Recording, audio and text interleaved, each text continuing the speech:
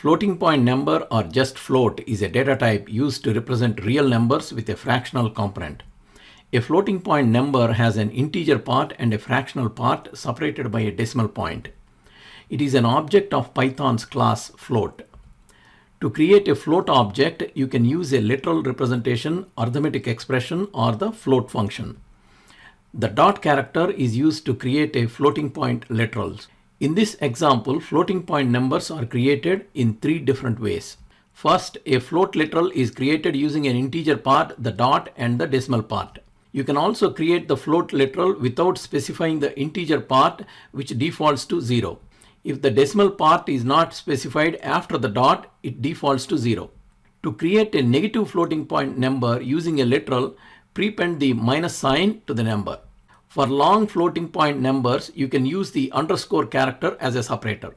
When printed, the underscore is removed. In Python, there is no restriction on how many digits a floating point number can have after the dot. Scientific notation is a way to represent very large or very small floating point numbers in a compact form. It uses the AEB format with the upper or lowercase e, where a is the coefficient and b is the exponent of 10, indicating how many places to move the decimal point. A positive exponent means the decimal point moves to the right, indicating a large number.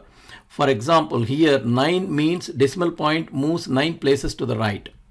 A negative exponent means the decimal point moves to the left, indicating a smaller number. For example, here -3 means decimal point moves 3 places to the left. The second approach of creating a float object is indirect, using the result of an arithmetic expression. Any expression evaluating to floating point number will create a float. For example, z equal to x plus y evaluates to 8.5, which is a float. You can use the built-in float function to create a float. It converts a number or a string containing a number into a floating point number. When you call float function with no arguments, it returns 0. The float function also helps to convert other data types into float. They should be valid numeric values. If an integer is passed to float, it will return the same number in floating point format. For example, if you pass 5, 5.0 is returned. Integers represented in binary, octal, or hexadecimal can be passed. Their decimal equivalent is returned. For example, if you pass hexadecimal A2, decimal equivalent 162.0 is returned. If a string is passed that represents a number, float will convert it into a floating point number. The float function retrieves a floating point number from the string passed. The string can be either in standard decimal point format or scientific notation. In mathematics, infinity is an abstract concept. Physically, infinity large number can never be stored in any amount of memory. Almost all platforms represent Python float values as 64-bit double precision values. In Python floating point numbers, maximum value is approximately 1.8 multiplied by 10 to the power 308. If this number or any number greater is passed, the string INF is returned. If you pass infinity as argument, the string INF is returned. NaN stands for not a number. If this is passed to float, it returns NaN. The closest non-zero number to 0 is approximately 5.0 multiplied by 10 to the power of minus 324. Anything closer to 0, then that is effectively considered to be 0. The float type has a few built-in methods and attributes which can be useful. These are instance methods, so they must be called on a float object or using the float type with a float argument. In Python, every floating point number can be represented internally as a fraction, numerator by denominator in lowest terms. The built-in method asIntegerRatio is used to retrieve that exact fractional representation as a pair of integers. It returns a tuple containing two integers, the numerator and the denominator. Exact fractions.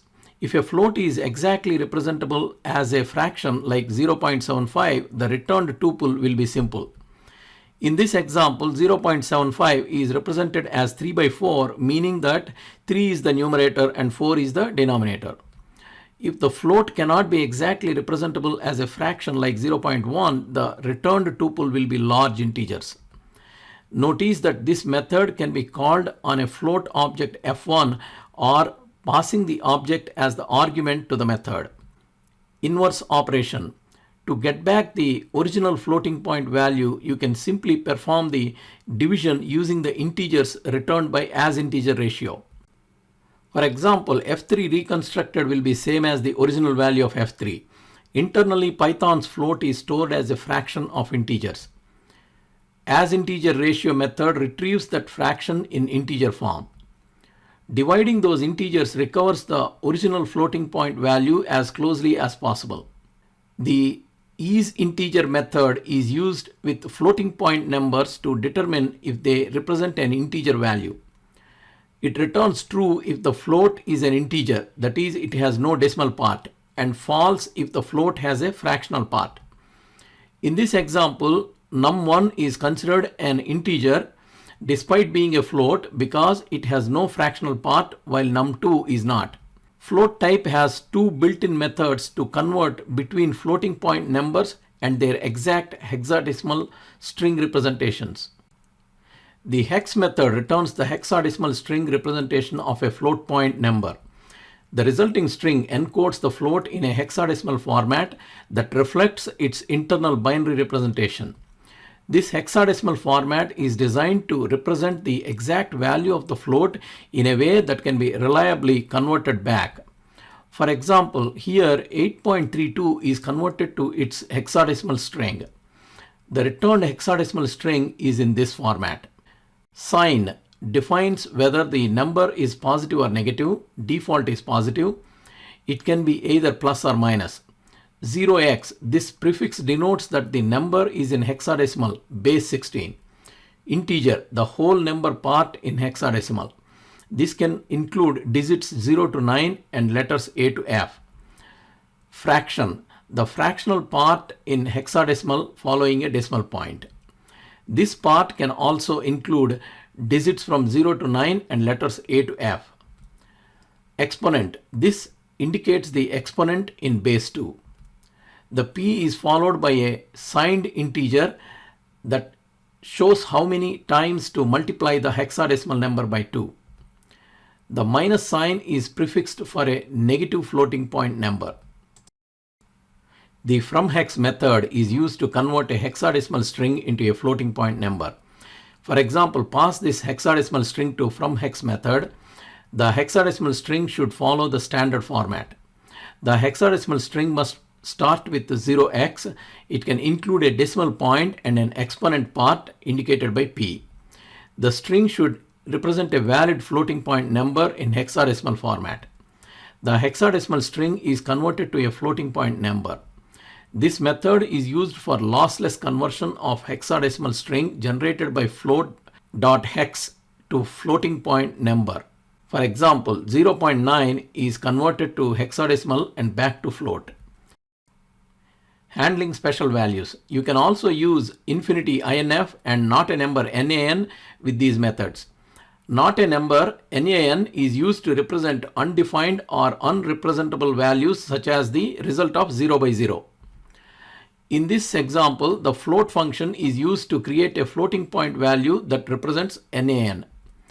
The hex method converts the float to its hexadecimal string representation.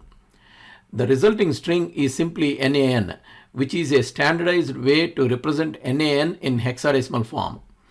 Unlike finite numbers, where the hexadecimal string includes the details about the sign, exponent, etc., NaN does not carry such information. This representation is consistent and can be used with the float.fromHex to recreate the NaN float. NaN has a unique property that a NaN is not equal to any value including itself. Float NaN not equal to float NaN will return true. So original NaN and recovered NaN will not be equal. Similarly, these functions can be used with infinity INF representation of an infinitely large value. The hexadecimal representation is a simple string INF. The only difference from NaN is that when comparing two infinity values, Python considers them equal.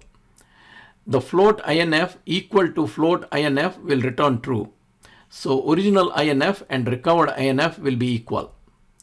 To download practice Python file, please click on the link in the description. If you like this video, please subscribe to our channel.